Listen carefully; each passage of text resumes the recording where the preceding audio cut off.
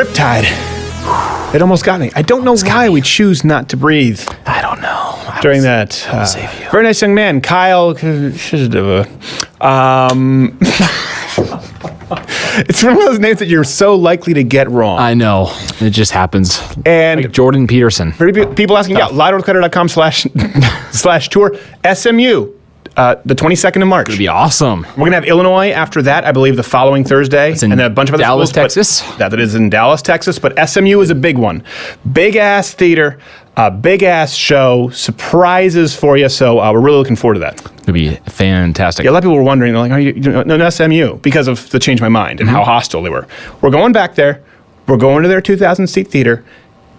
And we're going to see what happens. Let the cards fall where they may.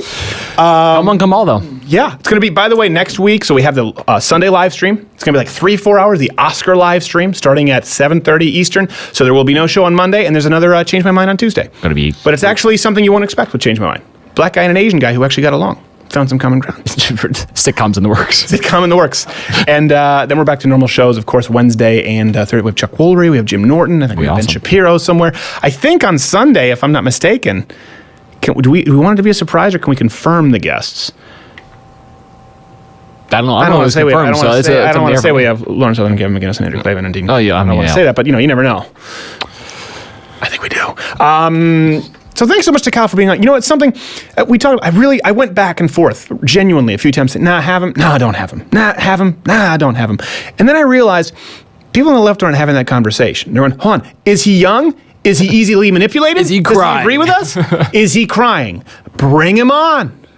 Dead Johnny Mathis needs some airtime. It's Don Lemon. Bitter little fruit with the lemonades. The thing about Kyle, it's kind of like we were talking about, we've talked about victim culture, sort of identity politics, how trying to find victims all the time, trying to, claiming victim status, you actually hurt real victims. People who just want rape culture, they want to believe in this victim rape. You actually victimize real people who've actually experienced rape because they're not really heard and their actual rape is tossed in your lot. When you cry victim culture and Black Lives Matter, how you actually hurt real victims, feminists, how you actually hurt women who want to have choices. We've talked about that a lot. But it's also one and the same with identity politics. Victim culture is really kind of what we're talking about. We're talking about identity politics. We've seen a lot of that this week. With the Change My Mind, the pro-gun, of course, with Black Lives Matter, mad that I guess they weren't victimized with the shooting. Did you see that? I didn't see that. That's a new one. Anyway. It's hilarious. But what do you know? Okay, shut up. It's not your time right now. Go in the corner with Sean King. We'll talk with you later. I love that they've disappeared. But with the shooting that occurred, it is, and you see this from the media. Again, we've seen this week with the feminist debate. It's been nothing but she saw everything through the prism of gender. And you saw that with Jordan Peterson. And we saw that with Black Lives Matter. It's a very complex 52 sphere. Right. And with identity politics, it also can be age. And you see that with the media, right? So they're playing this victim culture, this identity politics. And what is it? What is it that we've been getting is, and this is, by the way, and unfortunately, President Trump has played into this. It's, what about the children, though? Look what they're saying. Look, they're crying. Don't you care about the children? It's the same thing as, what about the women, though? They're really upset. They're marching. They have vagina hats. What about Black Lives Matter? What about Trayvon Martin, though? Yeah, what about Michael Brown, though? Sure, he hit a cop and reached for his gun, but look at a picture of him 4 years ago. He was a cute kid, right? That's what's happening now. What about the kids, though? Do you hate children? We have the children. We have the women, and we have the blacks, and we have the LGBTQIA and two-spirited. Trudeau, we don't want to forget the two-spirited, but we have the children. Do you hate children? You have 17 children. CNN, and they weren't even in the building where it occurred. That's what happens with identity politics. We have children. 3,000. Right. We have the blacks. No, you don't. And here's the thing, like Kyle was talking about, you have kids. When you say, okay, we just need kids who are going to cry, you're most likely to get children who are easily manipulated, highly emotional, and seeking attention, seeking the spotlight. So you are less likely, you are probably the person you are least likely to get an interview with after something very traumatic like this would be a child who was in the building who lost a friend.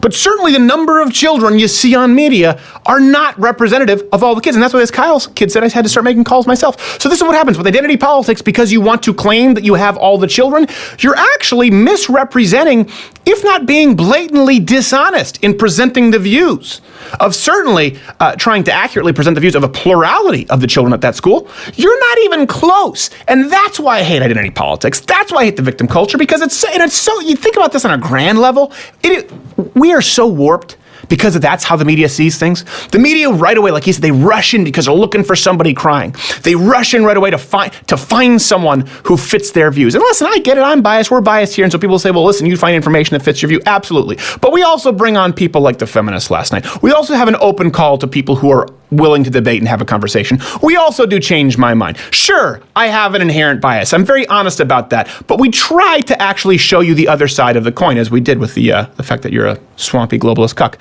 But this is what, think of how warped most people, this is how kids didn't know about the Sutherland Springs shooting that occurred 4 hours away.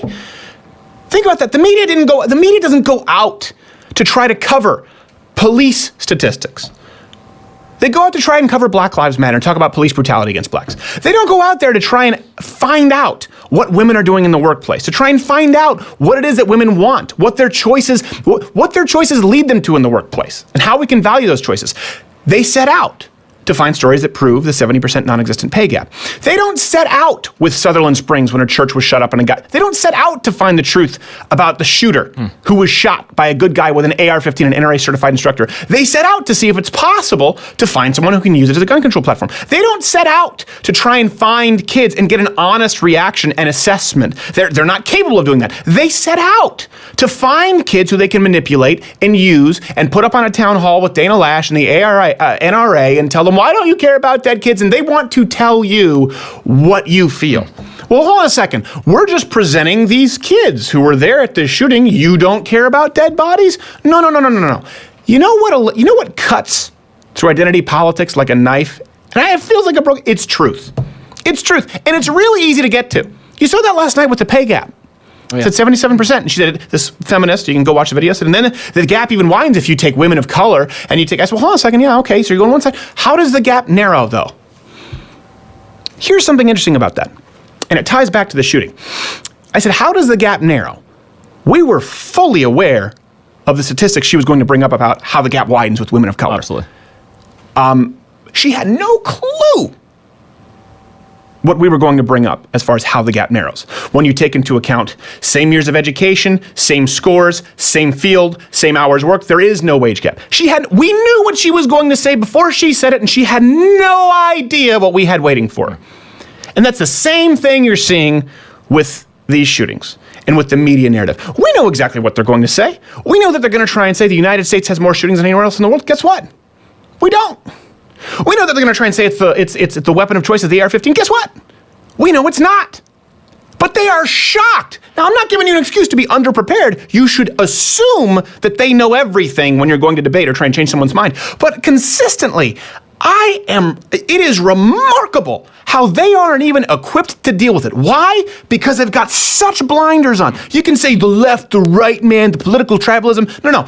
You can be left, you can be right, you can be a registered Republican and still not be an idiot. You can be a registered Democrat and still not be an idiot. What you just have to do is not have the blinders on saying, all right, I'm just looking for the crying kids who are pushing gun control. If you just go, hold on a second, are there any kids at the school who maybe disagree with them? If you just go, okay, I'm going in 77% on the dollar, 77 cents on the dollar, I gotta find the wage gap. If you just go, hold on, let me open these blinders up a little bit. Is there any information that I should know about that maybe could catch me off guard here? That's all you have to do. People like to act as though it's the two-party system, it's political tribalism, because they want to sound intelligent. The easiest way to sound intelligent in front of a bunch of stupid people is to bitch about the two-party system or say, I don't like labels, man. You're not intelligent when you do that, okay? As a matter of fact, to people who understand how society works, how generalizations play a pivotal role in conversations, you actually sound like an idiot, all right? It doesn't sound intelligent to say that, let's be honest. What does sound intelligent to people who are actually trying to get to the root cause of the issue, who are actually seeking truth, is what? There's only one thing, the truth. There's no secret, there's no shortcut. And right now in this country, this is how warped the media is. You have a conversation between, unfortunately, the media, the entertainment industry, the leftist activist groups, Democrats, of course, a lot of Republicans, maybe the president, and the informed. Those are the two factions. Everyone else, and the informed. It's that simple. Are you saying you're always right? No, I'm not saying I'm always right. But on this issue, the evidence, there is no refutation. There is no rebuttal to it. This is why it's the single most losing issue for the left. This is why I find it so disturbing that the president even wants to go along with any of it at all. So let's find this before we leave. Okay, common ground. Let's see if we can find common ground. They're talking about raising the gun age. All right, how about this? One age to be eligible for the draft, to enter the military, to be able to drive, to be able to get a beer, or to be able to get a gun. Think anyone's going to want that age to be 21?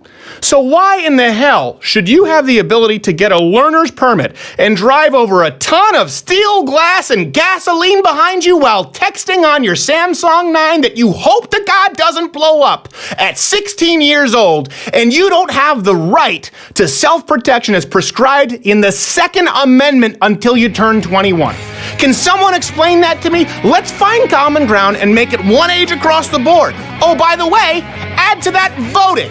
No, don't reduce voting. Don't reduce the voting age because you want some kid who cried on CNN to be able to vote. They shouldn't be able to make policy. One age for all of it. Tell me what the age is. Genuinely. Send it to me at scrider@knockage.Jared. This is the final point today. What should the age be for all of it? Cars, insurance, right to bear arms, free health care, voting, schooling, all of it. Military, ability to drink. Pick one age. Let's say you want to cut through the political bull. Pick one age, be consistent about it. Let me know what you think that age is. I'm sure opinions will differ, but at least we have a starting off point. Hey, isn't that different from what we have here today with the media? All right, we'll talk to you next week. We're going to talk to you Sunday. Oscars live stream. Oscars.